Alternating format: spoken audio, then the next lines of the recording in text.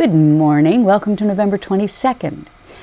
These are some questions Dear Abby got. Dear Abby, a couple of women moved in across the hall from me. One is a middle-aged gym teacher and the other is a social worker in her mid-20s.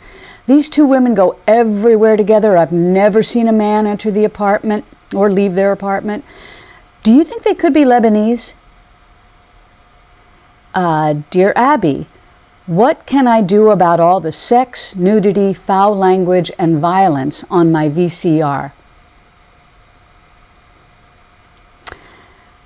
Dear Abby, I have a man I can't trust. He cheats so much I'm not even sure the baby I'm carrying is his. Now keep in mind, these are actual letters to Dear Abby. Dear Abby, I'm a 23-year-old liberated woman who has been on the pill for 2 years. It's getting expensive, and I think my boyfriend should share half the cost, but I don't know him well enough to discuss money with him. And here are some questions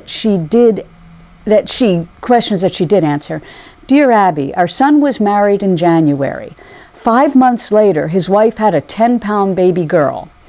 They said the baby was premature. Tell me, can a baby this big be that early? Wondering. Dear Wondering, the baby was on time. The wedding was late. Dear Abby, do you think about dying much? Curious. Dear Curious, no, it's the last thing I want to do. Dear Abby, is it possible for a man to be in love with 2 women at the same time?